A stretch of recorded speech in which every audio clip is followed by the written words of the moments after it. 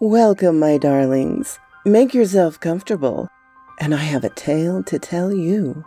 If you enjoy it, please be sure to hit the like button, subscribe, and leave me a comment. I always enjoy your comments. Now, let us begin.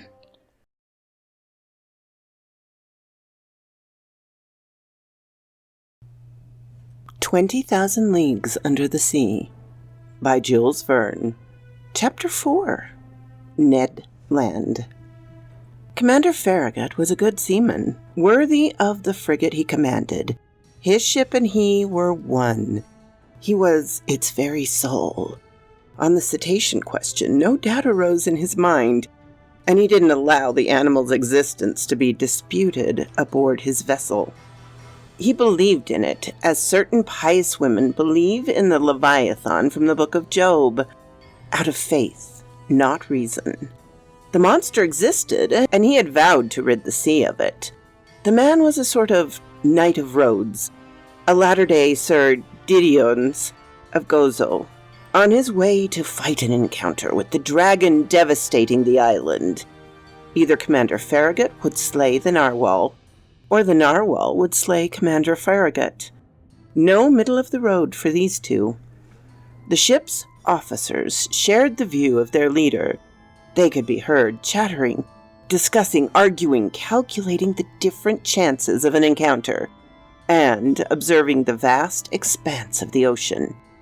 Volunteer watches from the cross-trees of the top galleon sail was self-imposed by more than one who would have cursed such toil under any other circumstances. As often as the sun swept over its daily arc, the masts were populated with sailors whose feet itched and couldn't hold still on the planking of the deck below. And the Abraham Lincoln stempost hadn't even cut the suspected waters of the Pacific. As for the crew, they only wanted to encounter the unicorn, harpoon it, haul it on board, and carve it up. They surveyed the sea with scrupulous care. Besides, Commander Farragut had mentioned that a certain sum of $2,000 was waiting for the man who first sighted the animal, be he cabin boy or sailor, mate or officer. I'll let the reader decide whether eyes got proper exercise aboard that Abraham Lincoln. As for me, I didn't lag behind the others, and I yielded to no one my share in these daily observations. Our frigates would have 50 good reasons for renaming itself the Argus, after that mythological beast with 100 eyes. The lone rebel among us was Consuelo, who seemed utterly uninterested in the question exciting us, and was out of step with the general enthusiasm on board. As I said, Commander Farragut had carefully equipped his ship with all the gear needed to fish for a gigantic cetacean. No whaling vessel could have been better armed. We had every known mechanism, from the hand-hurled harpoon to the blunderbuss firing barbed arrows to the duck gun with exploding bullets. On the forecastle was mounted the latest model breech-loading cannon, very heavy of barrel and narrow of bore, a weapon that would figure in the Universal Exhibition of 1867. Made in America, this valuable instrument could fire a 4-kilogram conical projectile of average distance of 16 kilometers without the least bother. So the Abraham Lincoln wasn't lacking in means of destruction, but it had better still. It had Ned Land, the king of harpooners. Gifted with uncommon and manual ability, Ned Land was a Canadian who had no equal in his dangerous trade.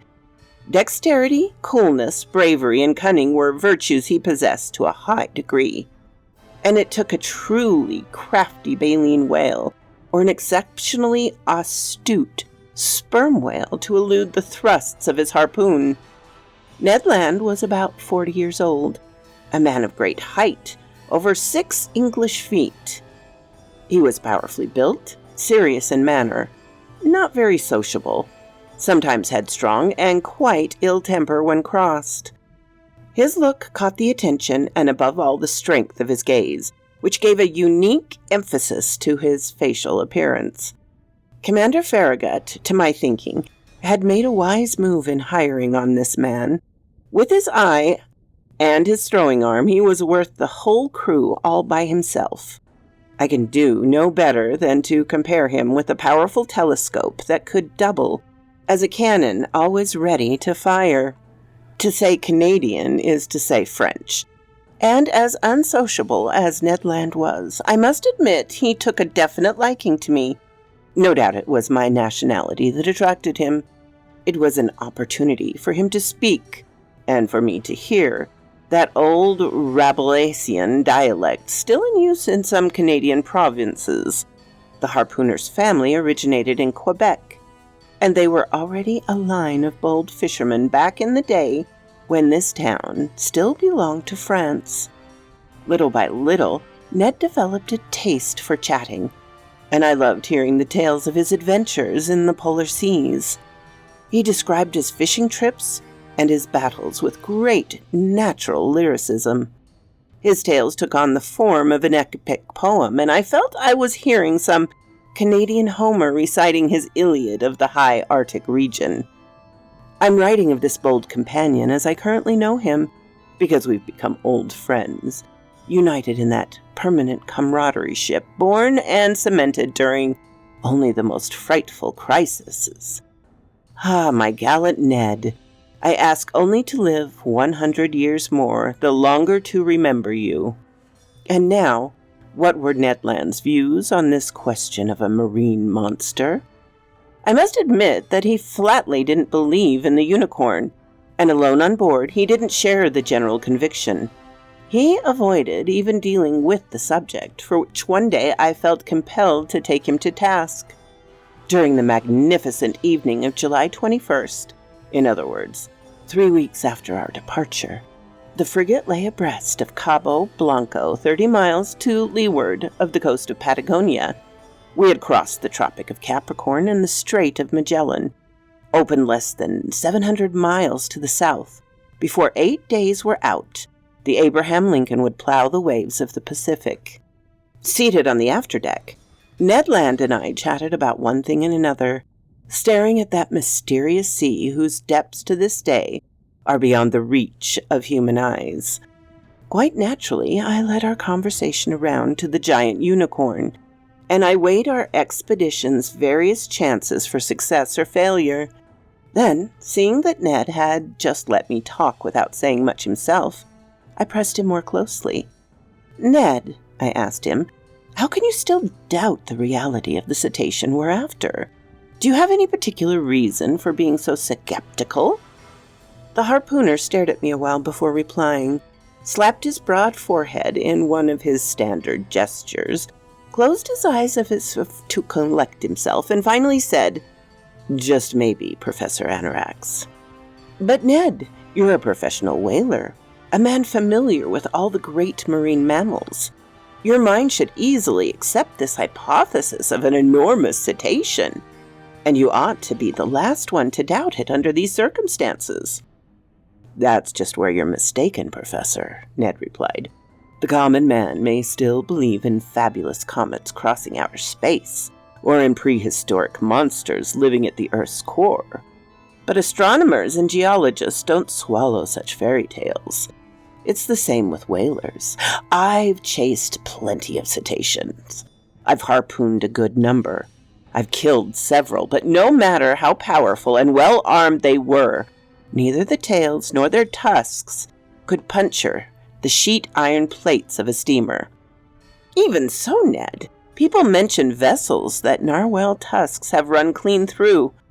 "Wooden ships, maybe," the Canadian replied, "but I've never seen the like. So till I have proof of the contrary, I'll deny that baleen whales, sperm whales, or unicorns can do any such thing." "Listen to me, Ned." No, Professor. I'll go along with anything you want except that. Some gigantic devilfish, maybe."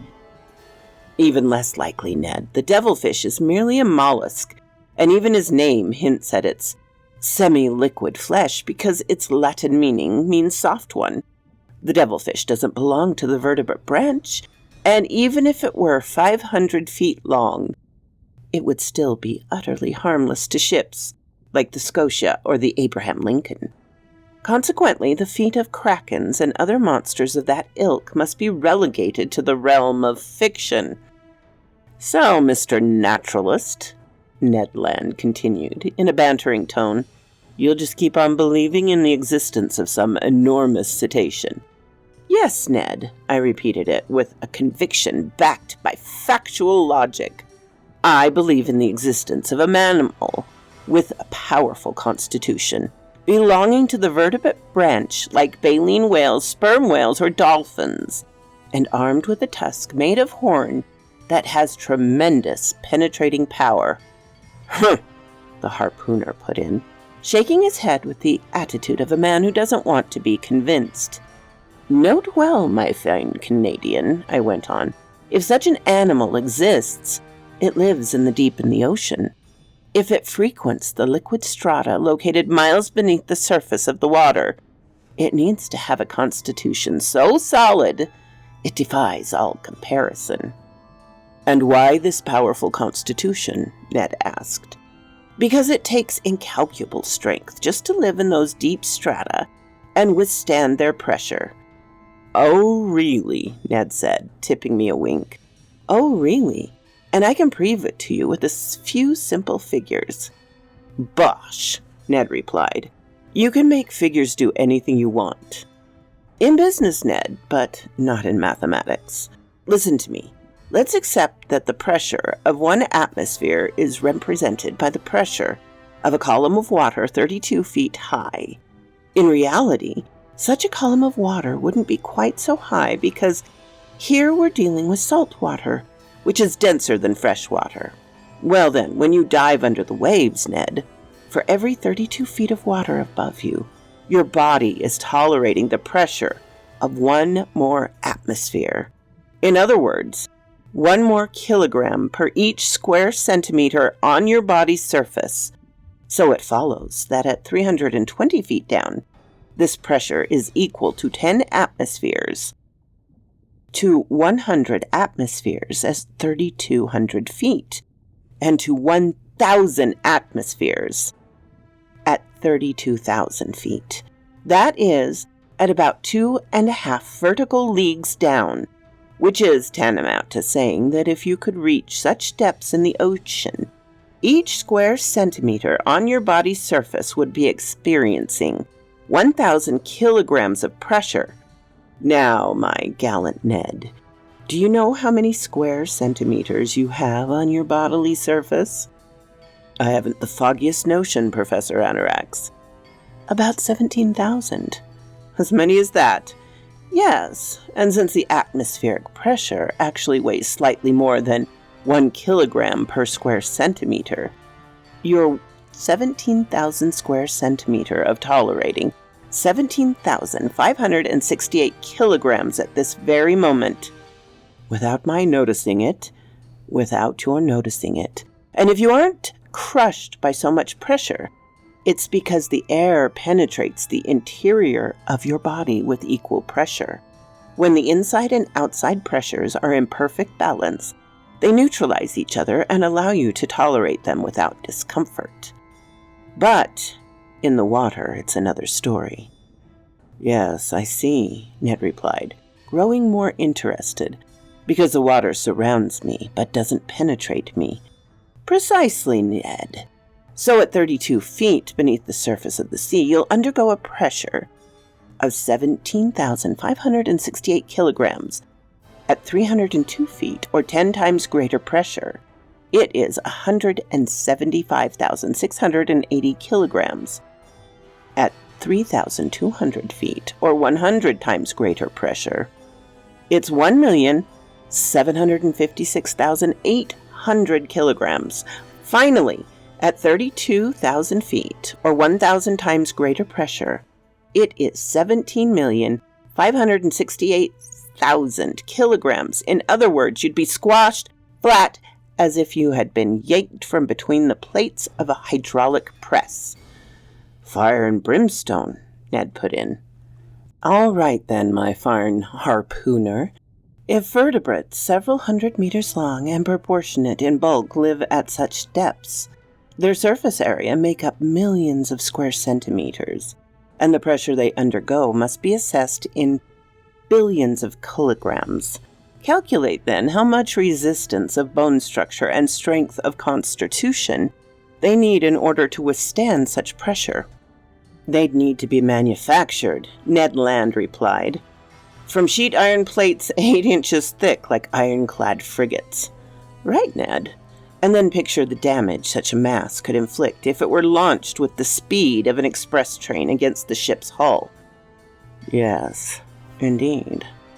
Maybe, the Canadian replied, staggering by these figures, but still not willing to give in. Well, have I convinced you? You've convinced me one thing, Mr. Naturalist. That deep in the sea, such animals would need to be just as strong as you say, if they exist. But if they don't exist, my stubborn harpooner, how do you explain the accident that happened to the Scotia? It's maybe... Ned said, hesitating. Go on, because it couldn't be true, the Canadian replied, unconsciously echoing the famous catchphrase of the scientist Arago. But this reply proved nothing, other than how bull-headed the harpooner could be. That day I pressed him no further. The Scotia's accident was undeniable.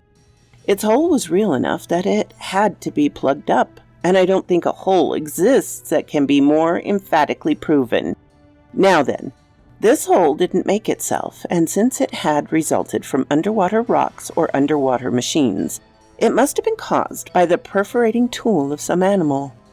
Now, for all the reasons put forward to this point, I believe that this animal was a member of the branch Vertebrata, class Mammalia, group Pisciforma, and finally order Cetacea. As for the family with which it would be placed, baleen whale, sperm whale, or dolphin, the genus to which it belonged, and the species in which it would find its proper home, these questions had to be left for later. To answer them called for dissecting this unknown monster. To dissect it called for catching it. To catch it called for harpooning it, which was Ned Land's business. To harpoon it called for a sighting, which was the crew's business, and to sight it called for encountering it, which was a chancy business. So quoth this raven, have a beautiful weekend, my darlings. What? You're still here after the whole story? I really appreciate that, darlings. Please hit the like button and subscribe if you haven't. And I always love to hear from you. Have a glorious day, my darlings.